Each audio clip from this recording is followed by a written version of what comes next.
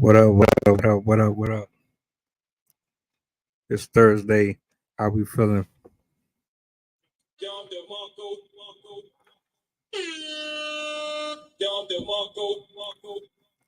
Glory, praise, and honor to the Most High. I hope everybody is doing well. Shout out to everybody in the building.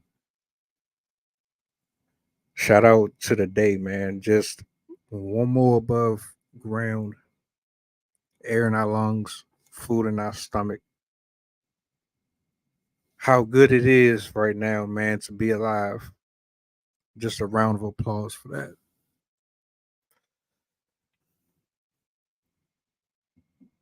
If you haven't tuned into the last couple of shows,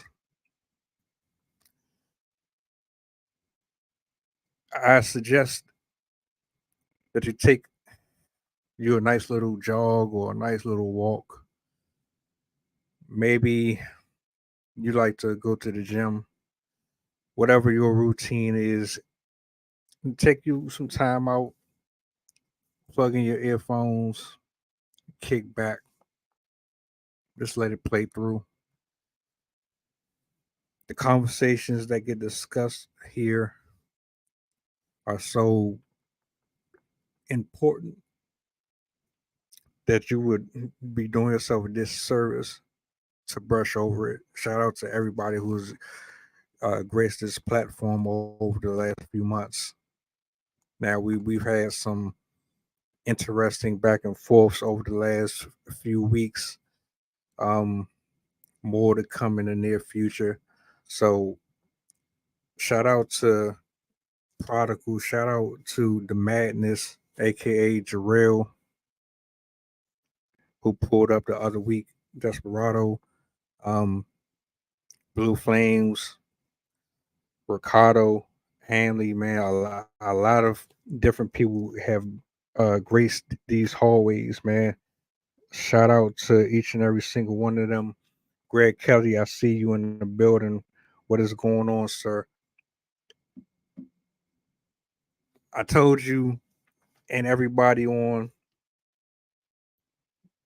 threads the other day, I was going to step away for a second because, yeah, I just needed to disconnect a little bit from social media. I was kind of finding myself pouring a little bit too much into it, and I didn't want to get sucked in, so I just needed to step back for a little bit. But we got some things to talk about tonight.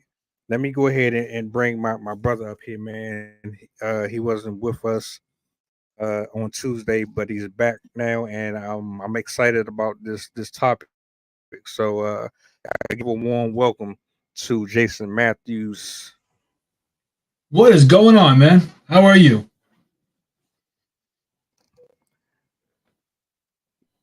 What up? What up? What up? What up?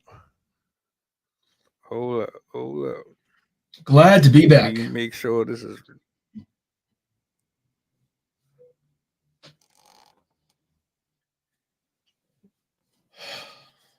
Yes, sir. Yes, sir. How we feeling? How we feeling? What's the word? The word is grateful. Just feeling all kinds of grateful. Having some really good conversations with people, new opportunities coming around. Just really, it's an exciting time. Like you said, it's a very exciting time to be alive. As there's a Chinese proverb that says, "May you live in interesting times," and I feel like these are they. And if things weren't interesting, things wouldn't change. So I'd rather live in interesting times than boring times. To tell you the truth. Right on. Never a dull day in the land of opportunity. Hold up, hold up, hold up. We got another. We got another. Let's get into it. Nah, but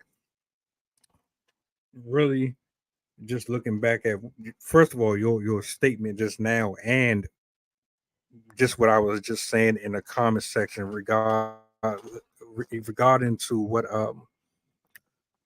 Greg Kelly said, being different, being unique. and having your own style and your own outlook on life, man, is so crucial and important right now, man. You have no idea how badly people need to see originality, man. So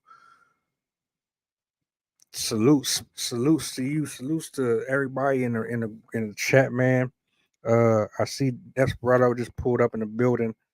Hold on, I got some questions. Well, I got one real quick. Oh, what's this? We gonna get into this topic. Let me see what my man asking. What's your background? He's asking what's your background? Right. So my background is in behavioral analysis. Been studying that since I was 18. Psychology. I have my degree in psychology as well, and that focuses more on emotional trauma. I've studied leadership for the past 15 years, and my profession has been sales for over 20 years. Good question. Thank you. Right on, man. Everybody's comments and questions and input is very important, man. We engage over here. We talk with everybody here. Your thoughts and your views and your opinions are just as important as anyone that's on the panel. So yeah, man. I don't know. I figured by now the people already know who you are, but I guess the more we do this, you're going to have to reiterate that at some point too. So That's that I fine. guess I Yeah. gotta keep that in mind. Yeah. People, I mean, people are going to ask, and I'm going to be happy to answer. And people that want to ask more poignant questions that have, if people have things they want to know about, things that I can help them with, at least just, even if it's just giving them a little bit of advice, I'm more than happy to share anything that I can that would help.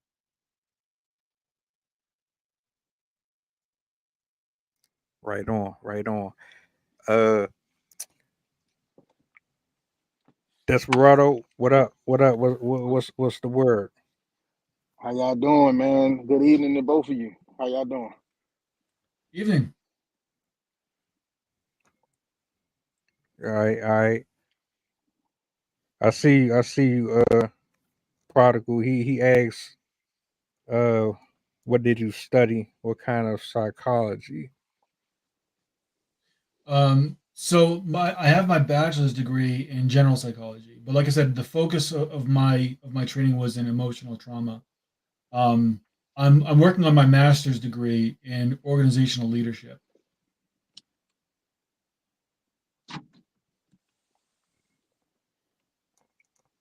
Okay, okay. Desperado, you want to introduce yourself? I just wanted to make sure everybody gets familiar with everybody that's up here. Some of you may know each other, some of you may not. So this will be the perfect time to roll out the welcome mat for everybody. If you got anything you want to share with the people before we proceed with the discussion tonight.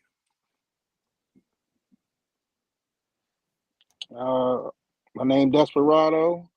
Glad to be here. And ready to tackle what's ahead of us.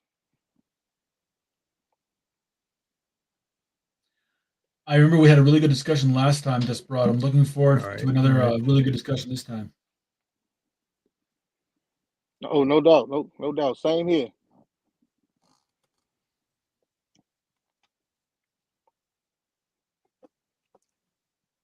All right.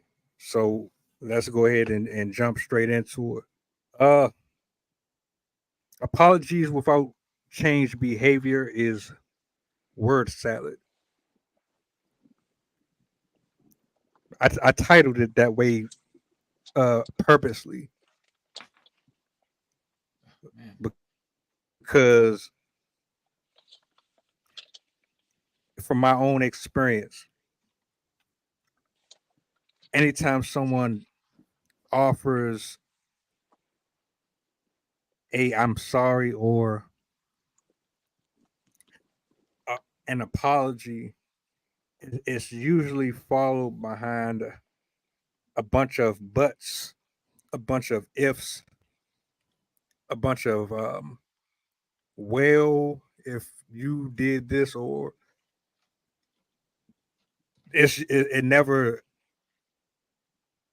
identifies itself with the person that is actually offering the apology in the first place. Is usually met with some type of leveling of the playing field in terms of trying to make it seem as if, you know, two parties have to be involved for you to come to the conclusion that you were empathetic to the reason why you decided to own up to your side of it. Uh, if we can go around, and even I'll give this question to the chat as well, but we can start with you, Jason, since you've been away for a little bit. And then we'll go to Desperado, and we'll just counterclockwise. And I'll go to the comment section as well. Um, what does it mean to you, an apology without change behavior? What is an apology to you? Uh, is an apology the same thing as saying I'm sorry?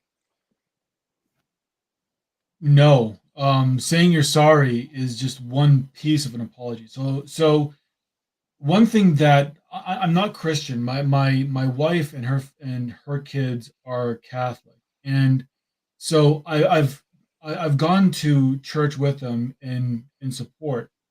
And one thing that really struck me, one thing that the father was saying that really struck me was what an apology really is. What does it mean to ask for forgiveness? And that's really what an apology is for. Because and there's three parts. There's the asking for forgiveness, the apology itself, the saying I'm sorry. There is the contrition, which is understanding what you had done wrong and what made that wrong in the first place. And then there is the desire to change and changing behavior. And all three of those things have to be there in order for an apology to be real. It gets to the point sometimes where I say to people, don't tell me you're sorry, show me you're sorry. Because the words mean absolutely nothing to me unless there is something that is behind that. There is an action, there is something that is being done that shows that the apology was real, that there was an understanding of what was done wrong and why it was wrong, and a desire for change. And those two things have to be there for an apology to be more than just saying I'm sorry. Because in many cases, just saying I'm sorry, it's more about trying to get off the hook for what you've done wrong, and escaping accountability. So that's something that I I have a big problem with when people just say I'm sorry and there's no desire to change.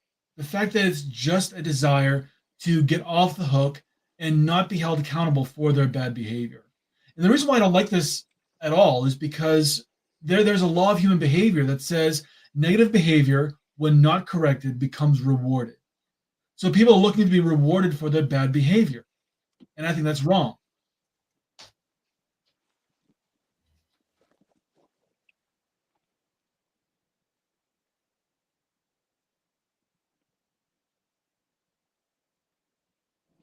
It's on you, bro. Oh, okay. You saying an apology? Well, I'm with you guys with the I'm sorry. The thing about when people say I'm sorry, to me I don't really believe in I'm sorry. I don't think it's a such thing as I'm sorry, because I don't think nobody's really sorry for what they do. Everybody had a thought pattern.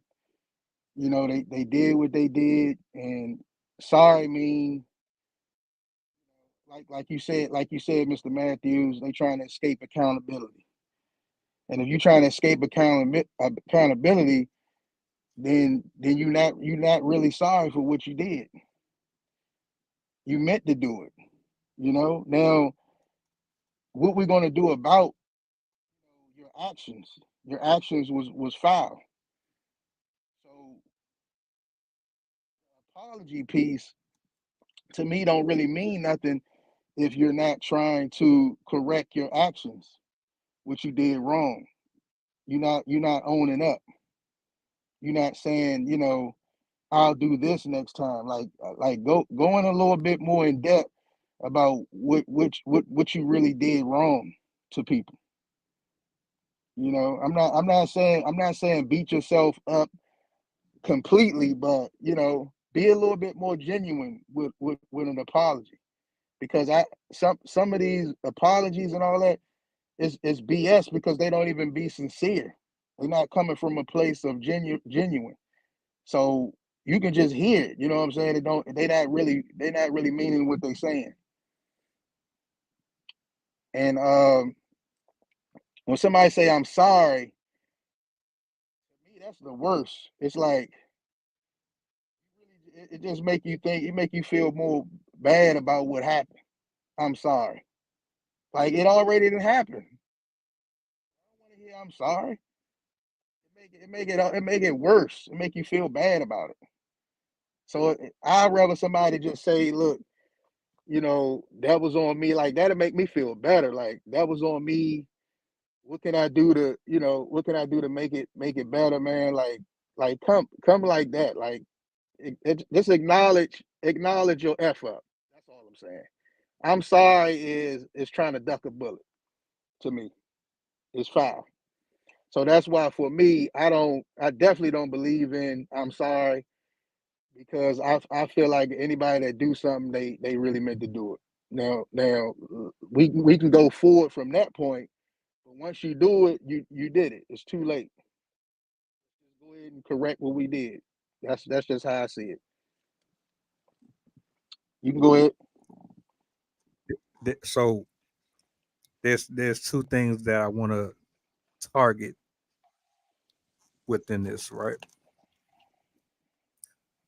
The first thing I want to point out,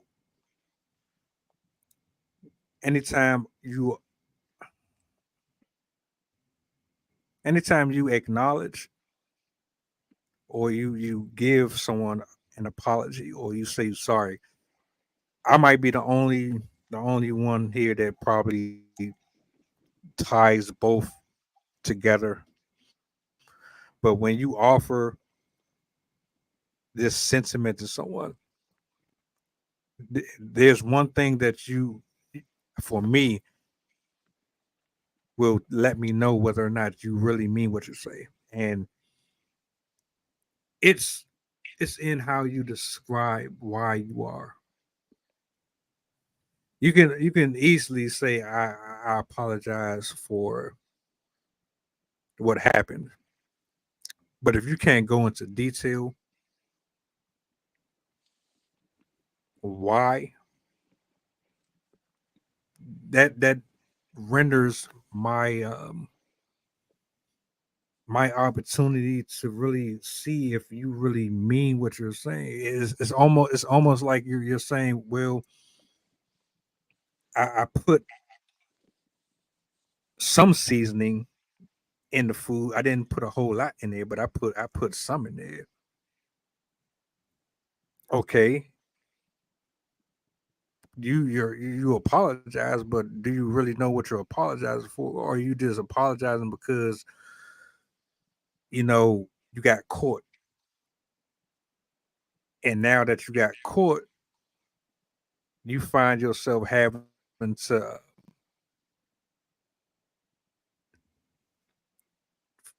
fight your way out of accountability. So what you're going to do is you're going to kind of dress it up like you really know what you're apologizing for, but you really don't. The other thing that I want to point out too, a real genuine apology, someone who's really sorry, they came to that conclusion for a few reasons. They understood that there's patterns and there's behavior patterns of them that are probably conducive to their issues and why they continuously find themselves in this carousel of mischief just outcomes over and over and over again to where you're just like, okay, I got a bad attitude.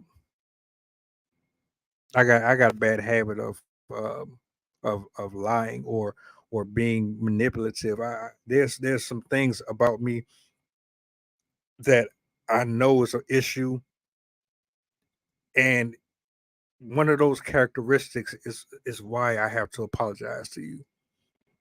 I know it because I've dealt with it before, and understanding it's not about punishing yourself. It's really just saying, all right, I can be an adult and I can own up to the fact that I have some things with me that are not very flattering, and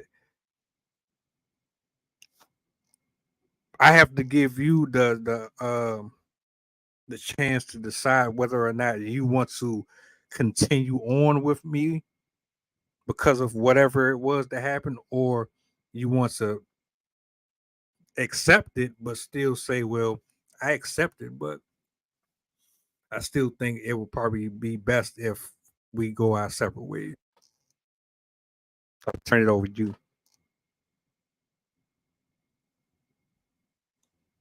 I think there's also a big component of when someone says I'm sorry, the question that then comes, okay, so what do I do with that?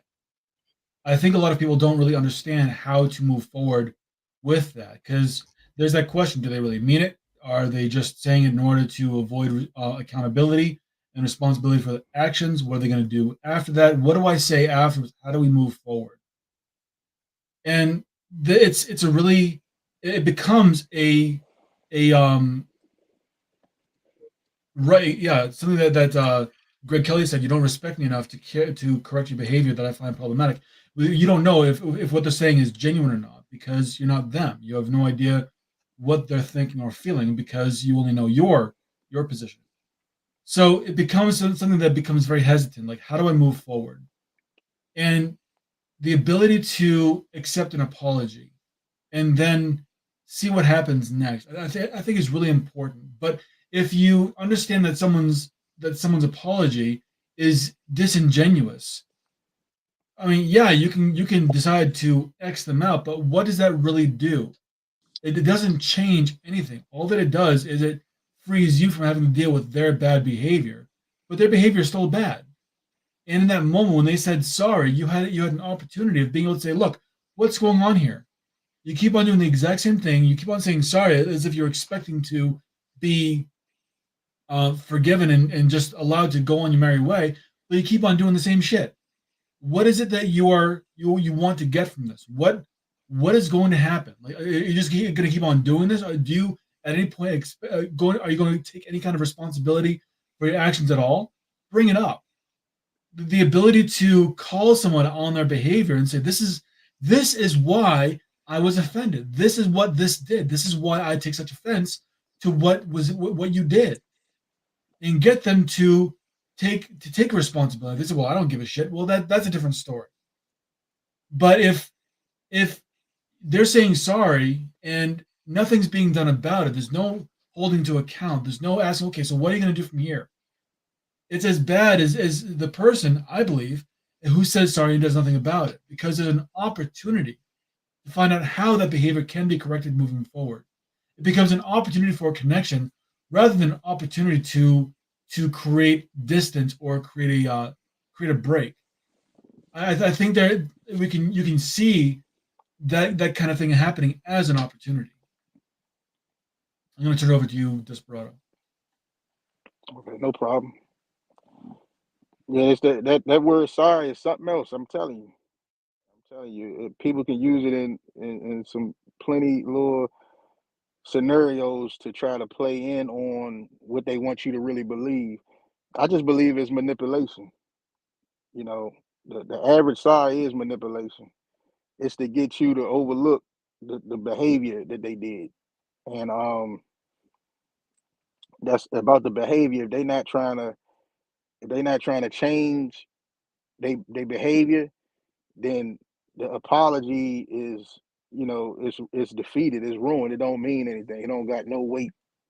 You know, so I don't care how they said it, your actions is going to show me, you know, differently. So if you're moving different, then I can honestly say I can accept your apology. You see what I'm saying? I can accept your apology based off your actions and your actions alone, because it was your actions the reason why you have to say sorry to me now. You see what I'm saying? So that's the only thing that to me that I can go off being facts. That's facts. Your actions was facts. When you messed up, that's what happened. You know what I'm saying? So if you can correct that, that's what I'm going off what I'm seeing, then I can say, okay, this person must really meant what they was trying to tell me. I can't really go off your words because you saying sorry to me. So I don't really hear that. I hear I hear and see what you're doing. Sorry makes it worse. It just worsen the wound up. So I don't really believe anybody, like I say, I don't really believe anybody that's sorry or when they say something sorry, because it don't really exist to me. Because we're talking about actions right now. And you have to improve your actions going forward from that moment to ensure me that, you know, you're a changed person. Your behavior has changed. You corrected the wrong. That's how you could correct the wrong to me. So, and yeah, just like you said at the bottom down here, Mr. Kelly, man, yeah, a person that's not willing to change, to me, that's just going to tell you to your face they sorry without a change behavior, they don't have no respect for you. It's facts. They don't respect you at all, because they willing to tell you I'm sorry, but they gonna spit in your face again. They gonna do that. They gonna do that one thing you just pointed out. That is this gonna happen again? Yeah, it's gonna happen again, because there's no respect. If somebody don't respect you, it's gonna happen over and over and over again. And that's called a repeat. That's called a repeat behavior. It's no change behavior there. So I can't really take your apology serious. You see what I'm saying? It have to be a change in your thinking to make your actions be corrected. So if your thinking pattern remains the same, then your actions will repeat itself over and over. Does that mean it's no apology? And that's all I got put on that. You got it.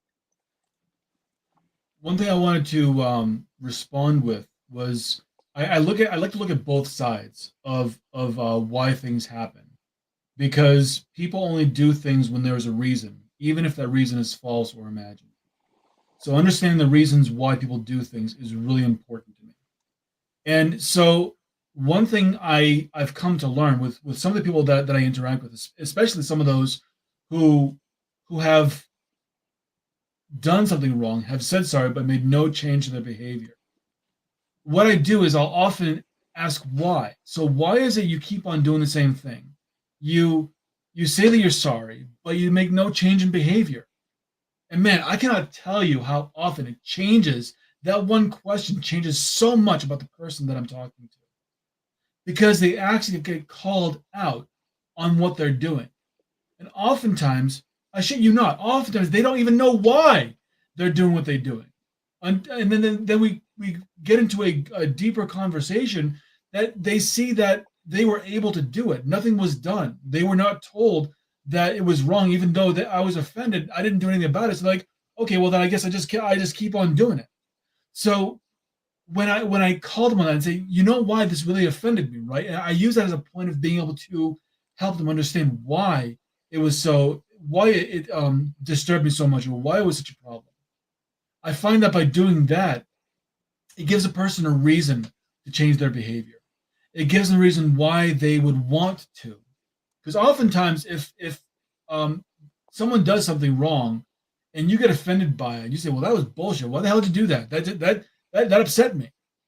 But there's nothing there that caused any kind of real change. It's it's one of those things that you can either get mad at or you can understand. And when you seek to understand, like, well, what happened? Why did you do this? There might be a reason why they felt they needed to do what they did. And by connecting with them on that level, it's like, okay, well, this person sees me more than just the sum of my actions. They actually see me as a person.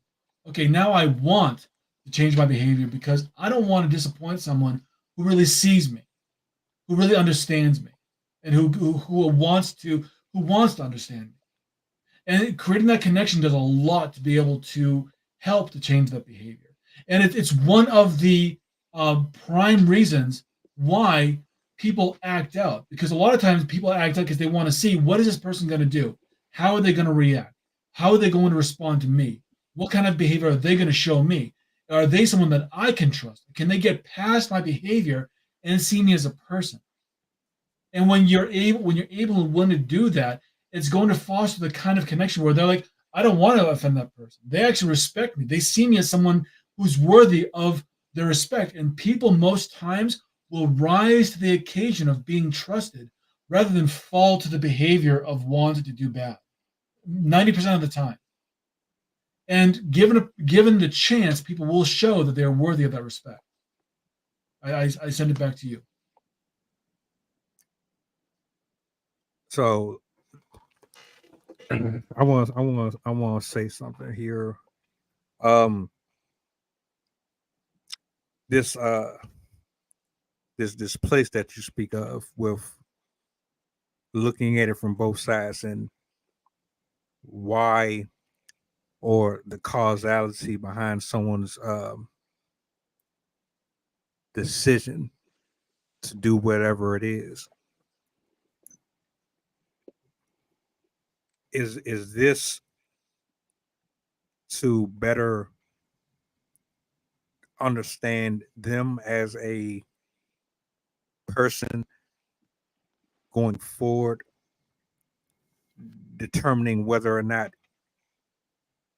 you should keep walking with them, or is this about understanding the psyche of this person so that you can better connect with them? I think there's different ways to look at this, and there's an extreme place sometimes that you have to go in this case, because we could be talking about um, people who are spending the rest of their life in prison because of decisions that they made. Do we offer them the same leniency in terms of, okay, why did you decide to rob and break into people's houses, or why, or how did you come to this point in your life to where you decided that touching on innocent children was okay? It's a very fickle line. I'm a person that I'm on board with looking at different patterns of a person's personality, because for one, I don't want to be consumed by the illusion that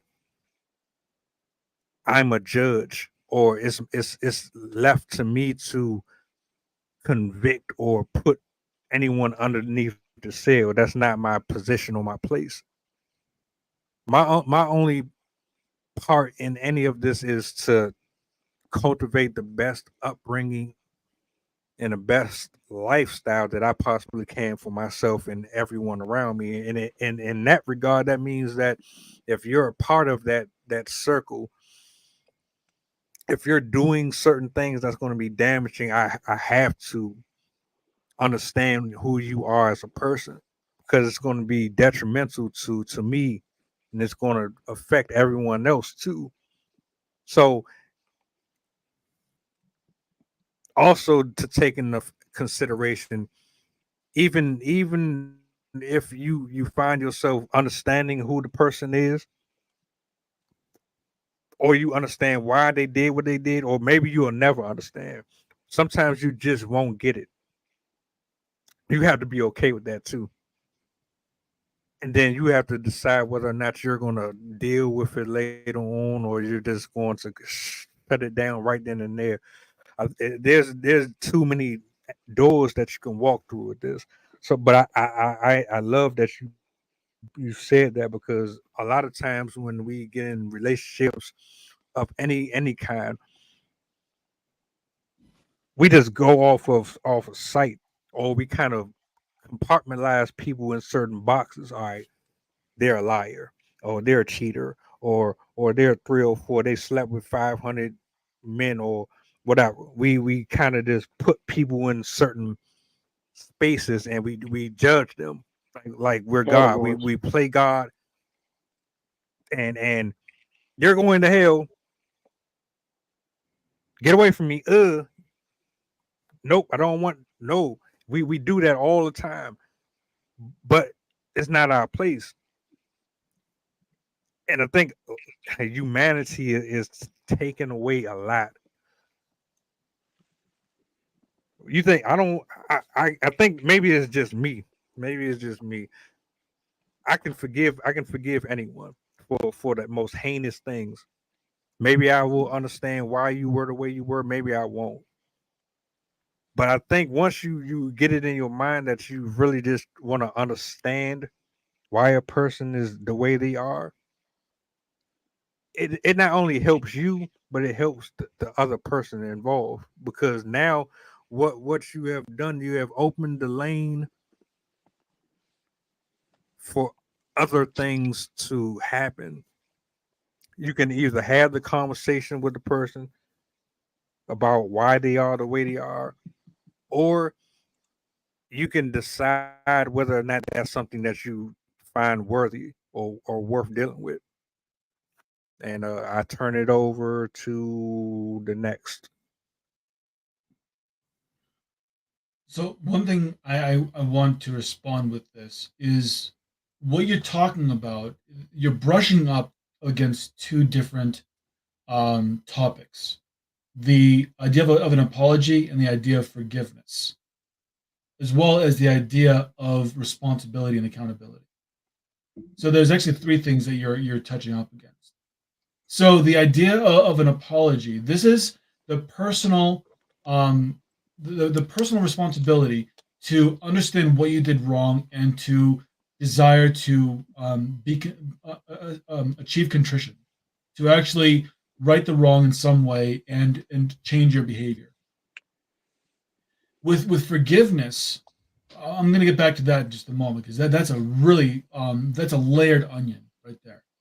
With responsibility, just because you seek to connect with someone does not mean that you absolve them of the responsibility they have to bear for what they had done.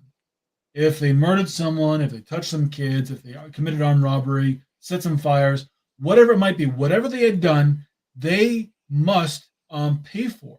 That they have a debt that they must pay, either in this life or the next, and that debt is going to be paid. And just by accepting their apology or seeking to connect with them or to understand them does not absolve them of that responsibility for accountability to pay that debt. What it does is it separates the person from the action, and you see the person for the person. Yeah, I can go under the water. I can go into a deep sea dive in a cage and understand that there are sharks in the water. And just because I understand sharks doesn't mean I'm going to go pet a great white. I'm not stupid, because I know that a great white is a predator. It's probably going to try and eat me. And in the same vein, I know that a person who commits a crime, they committed a criminal act. Yes, I'm not going to see them as a criminal, because what that does is it dehumanizes them. It puts a label on them saying that person's a criminal. No, that person committed a criminal act for a reason. I can see them as a human. I can treat them with the regard that they deserve as a human being, while still understand they committed something that they have to be responsible for. They have to pay a debt for. I can have both those things in mind at the same time. Now, in regards to forgiveness, people say that you have to forgive someone. That's impossible. You cannot forgive others. What you can do is you can forgive the way you feel about them and the way that you feel about yourself towards them and how they made you feel because you're responsible for your decisions, your actions, your thoughts, your feelings, and your beliefs. That's all you're responsible for. So if you forgive the way that you feel about someone, you're not forgiving them, but you're releasing the emotional tie you have to them. And you are deciding that you are going to not bear that burden of their actions. You're going to say, you know what they did was on them. They're going to pay that debt. I shouldn't have to pay the debt too. And so you forgive the way that you feel about them, understanding, yeah, they're a person. They did something because they felt that there was a reason why they had to, or they thought there was a reason why they had to, and so they did what they did. It's not my lane to judge them. It's also not my lane to have to bear the burden of being in their presence or carrying around the emotional ties of them. I can free myself of that and go on my way and not think of them again without judging them. That's really what I'm talking about.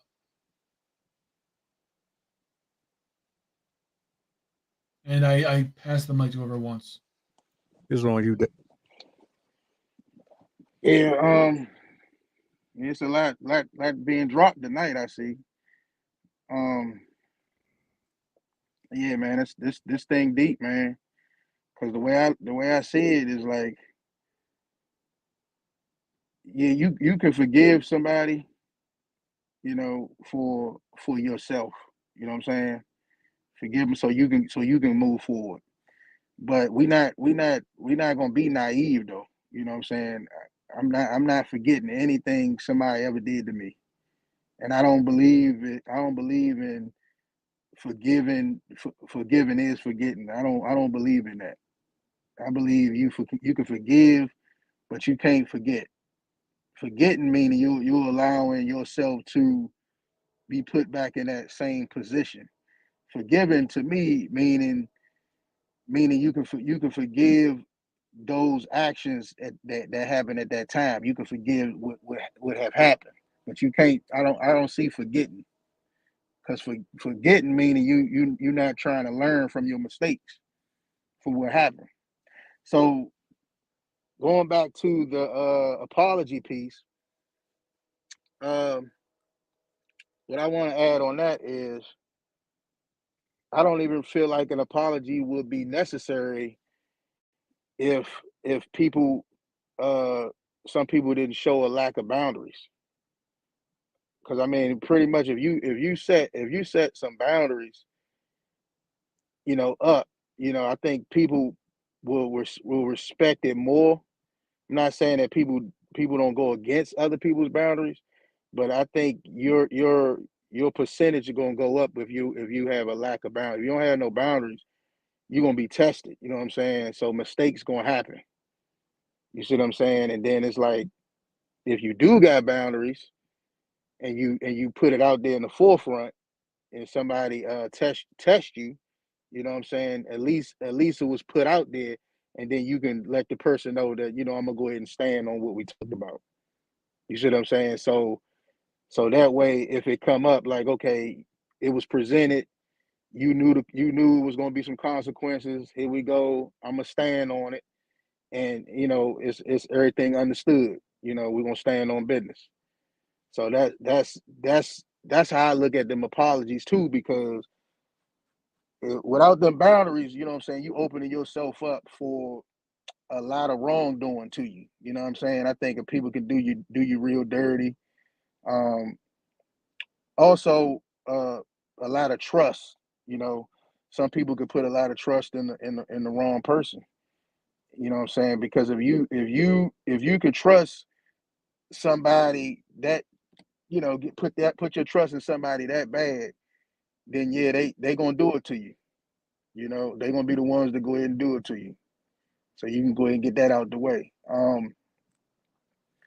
All of those things contributes into somebody coming back and saying, they let you down. You know, they want to come with the I'm sorry's, and you know it ain't gonna happen again, and you know, and all of that. But when you put that boundary on them, you know, you put that boundary up in between between that, it can kind of defend all them apologies and I'm sorry's and all that, because that boundary is a clean indicator of, you know, I got to stand on what we talked about, and it's like an understanding of what's about to happen. So without that boundary, yeah, like I said, you're gonna be opened up to all types of mess, and we just got to keep that in mind, man, because it's a lot of people that test you just to see if you mean what you say, or you gonna stand on what we talked about.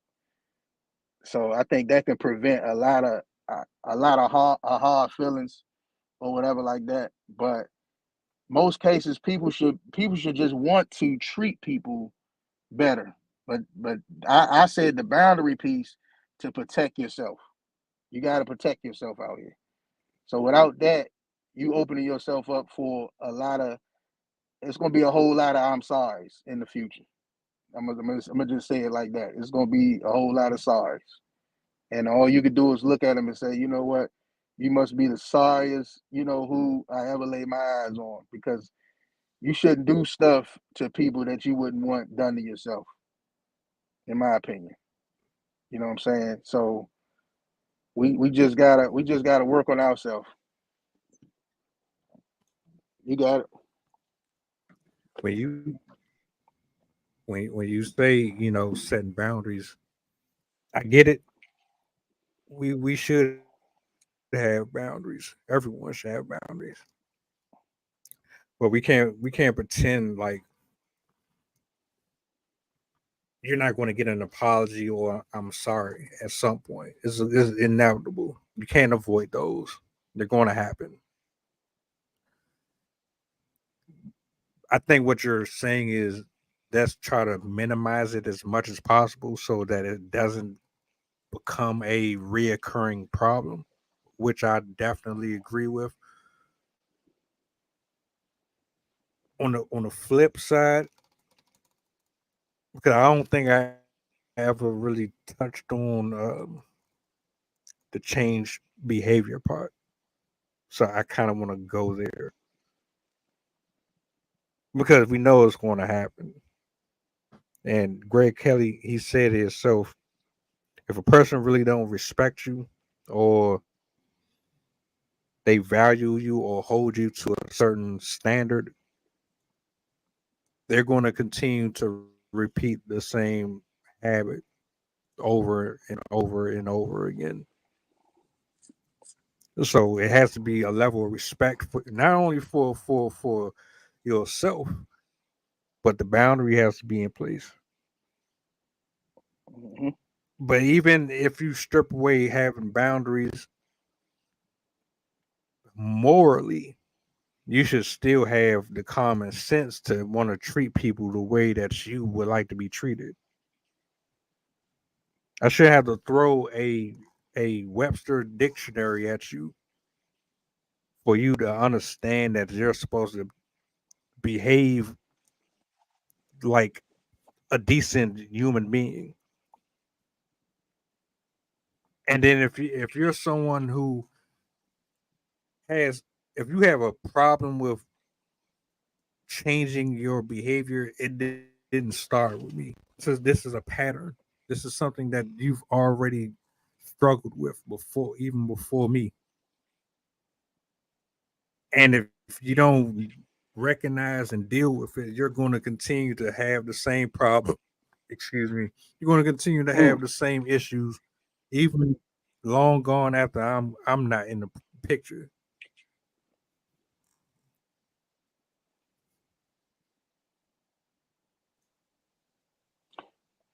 Hey, someone had a question for me. So That was that might have been Prince Prodigal, but I think he left. Prodigal. Yeah. Yeah, yeah.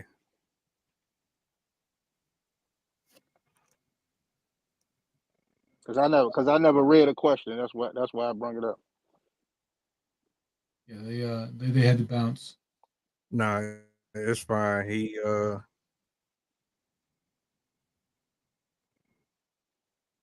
If you want to chime in, One go thing ahead. But one thing I do want to say all about I'm gonna say is, one thing you said I want to address is when you said that the behavior started long before you. That's a really important thing to remember. The behavior started before you, so it does not include you. And that's one of the things that needs to be remembered is that it's not about you. What they're experiencing is something that they are struggling with. You happen to be there as they were struggling with it at the time, and you were collateral damage to that. And when you see it as collateral damage, it's like, oh, that sucks. But it was not targeted at you. So getting mad at them for including you, it sucks. And yeah, there is some accountability that has to be had. At the same time, you can see them as being someone that's human, saying, what was it that caused this? What made them feel the need to do this? And what about me triggered that in for them? Behavior is not a linear thing. It's very dynamic, and there's a lot of pieces that need to be had. One of the most important things that we can have when understanding how we behave is empathy, the desire to really understand what is it about that person that made them want to act that way, because that's going to diffuse a lot of problems. It's going to allow for a lot more connection. It's going to make it so that the hurts don't hurt as much and that the forgiveness happens more frequently. And it allows us to see people for more than just their actions.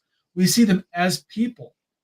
And so when someone does, let's say that we have a girlfriend that cheats on us, well, we know that this is going to be a behavior that happened way before us, and especially if we are a stand-up person that treats them well.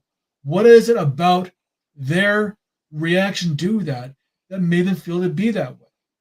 You can either say, you know, you belong to the streets, get the fuck out, or you can say, I want to learn, I want to help them through this. I want to understand what about this, what made this possible.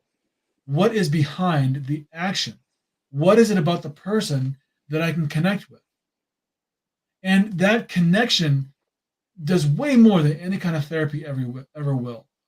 Because the most healing thing that can happen is one person who desires to connect truly and honestly with another person.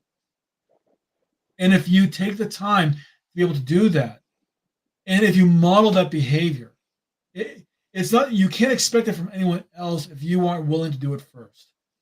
If you model that kind of behavior that other people can see, I know this from firsthand experience, then you'll see how the behavior of others can change. It's not a guarantee. It's not going to happen overnight, but it can. And by being the agent that causes that change or that models that change, you make it possible for others to say, this is there's something more than what I've already experienced. And how can I interact better with other people, and how can they benefit because of that interaction? I turn it over to whoever wants to speak. Um, touching back on that change behavior, that's what we on, change behavior. Um, when you get to those I'm sorry's and I apologize and all that again, is we normally say people, people are, people are their track record. You know what I'm saying? Everybody got a track record. So if you constantly got a history of this behavior, whether I was there or was something happened in your past, is something that happens to trigger a person to be a repeater like that. Like he was speaking on up top. If a female, if females cheats on you or whatever, she had to have a past to make her be a repeating cheater. You know what I'm saying? Something happened in her past before she even knew you. To She was already built that way when you met her.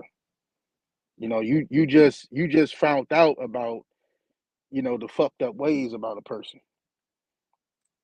Now, change behavior comes with self. You gotta make a commitment, and you gotta apologize to your damn self about what happened. You can. It's a difference if you telling another person, look, I'm sorry. I didn't mean to do that. It's on me. However you want to say it, because guess what? It don't matter how you say it to a person, whether it's genuine, whether it's bullshit or anything like that. It's the other person's responsibility, whether they want to or not. They don't have to receive what the hell you telling them. Period. Point blank.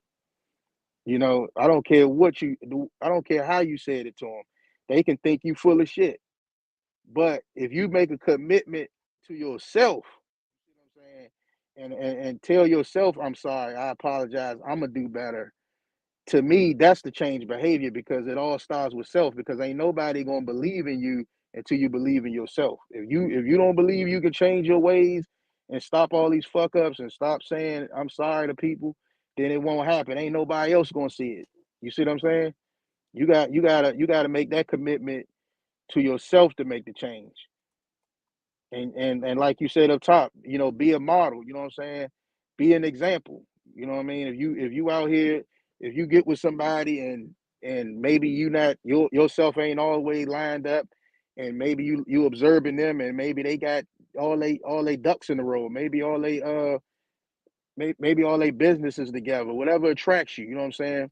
You can work on that. That could be a example for you to strive and improve and get better. You know what I mean? So we got to take little pieces of information and to motivate us, man, because everybody ain't finished the race. It's a long journey. You know what I'm saying? And on the way of your journey, you're gonna have some trips, you're gonna have some stumbles. But are you willing to learn from your mistakes? If you're not willing to learn from your mistakes, it can't be no change behavior. There's no such thing as a change behavior if you're not willing to learn from your own fuck ups. And that starts with self. I don't care what a person can tell you that you could do. You only gonna do what you believe you could do. And I'm gonna leave it at that. So my final thoughts on this. There's always going to be two parties involved. The victim and the one who gave out the punishment. How you perceive it is really going to determine mentally, emotionally, spiritually where you stand with how you deal and interact with other human beings. We will forever deal with people who are polar opposite of us, even though we are similar in so many ways. When you are in a position where you have to do the necessary homework on repairing damage, if you're the one who was on the receiving end of it, you have to find yourself in a place of enough growth and maturity to see beyond the pyrotechnics that was on display, the ones that bubbled up from beneath the emotional surface that caused the rage and the humiliation and all of the genetically hardwired feelings that comes with feeling a sense of betrayal or whatever the case is. You have to put your pride and your ego and your stuff aside long enough to say, I can either allow this to destroy me and set me back, or I can allow this to be a tool and on how to improve on my interactions day to day with who I pick, who I choose to keep around me, how I choose to do business, how I love myself, how I love on other people. The receiver has the opportunity to learn and gain so much from it.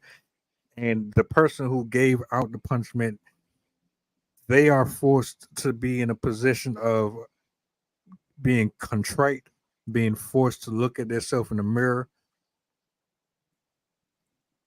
forced to fight demons and fight things that they've avoided. I think on both ends there's a win-win, and sometimes it might not be the prettiest, but objectively, I've never had a personal vendetta or enemy. I've never looked at anyone as if like they were like the kryptonite to my superpowers or nothing like that.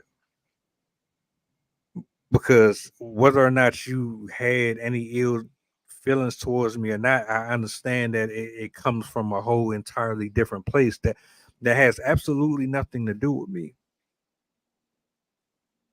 And knowing that, I don't have to be so heavily burdened. You can be a hoe if you want. You can be you can be a know-it-all all you want. Whatever toxic habit you got, that's your burden to carry, not mine. And because I understand that, I don't have to be so stressed out walking around like, oh my god, I don't have to do that. You're gonna do it. You're gonna probably spend the next week, next year, next 5 years with that same stuff until eventually you decide that you're gonna do something about it. So those are my just some of my thoughts on both sides of it.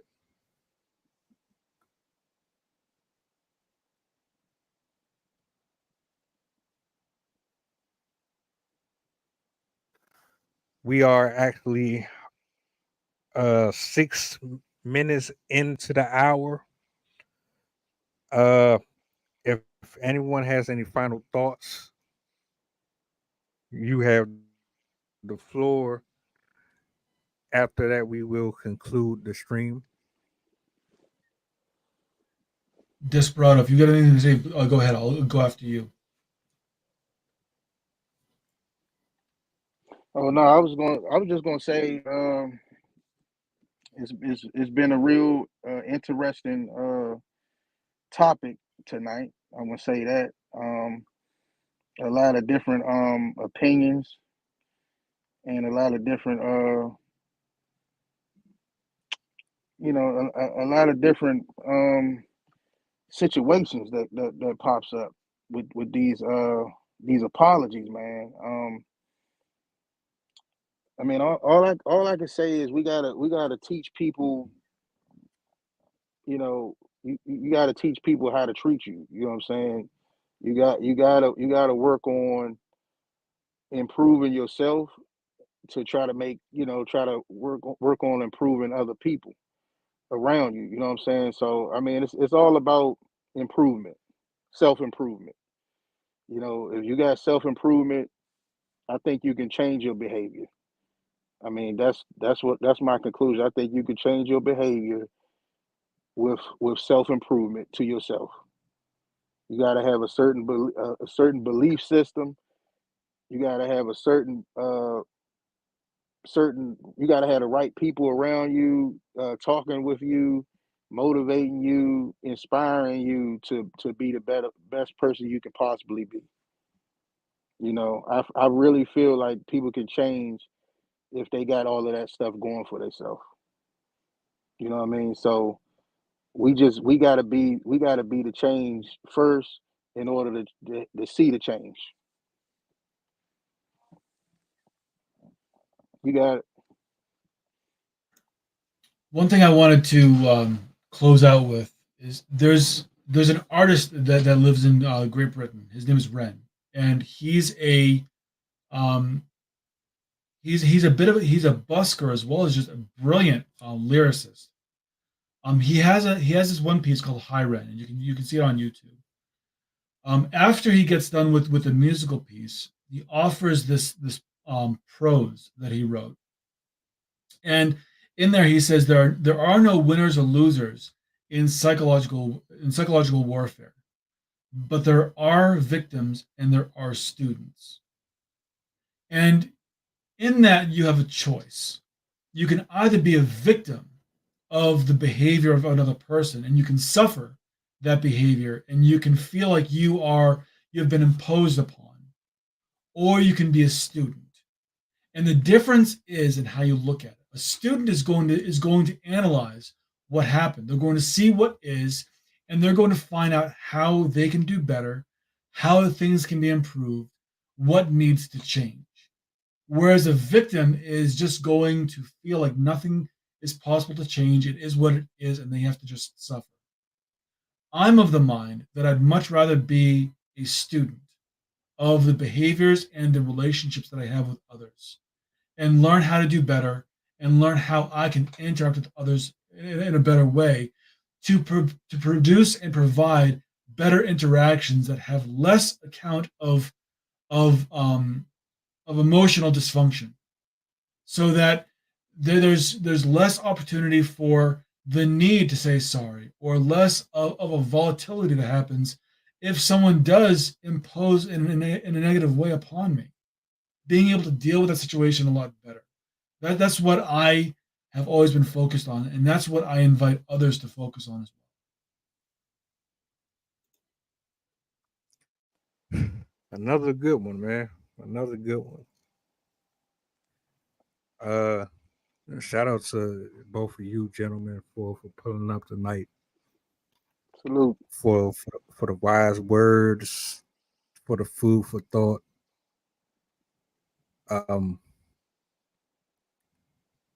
You know, this whoever, watches this back, really take what was said here into consideration when you're going about your daily. Detach yourself from the distractions of the world and look at who you're engaging with and things of that nature. All that stuff are key components into cultivating a healthy mindset.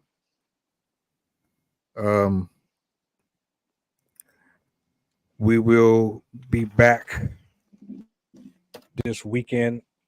Not sure what Friday is looking like, but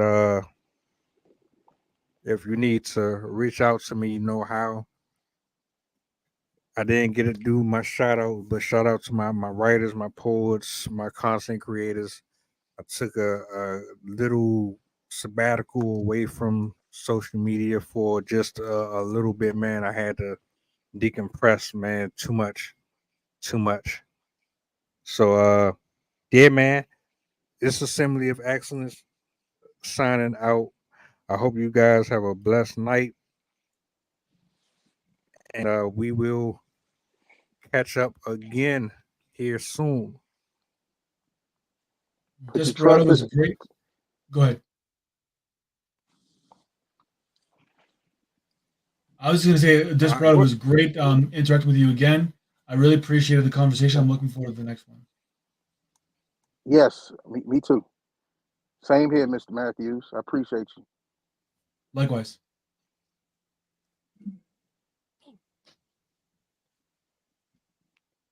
Super Bowl.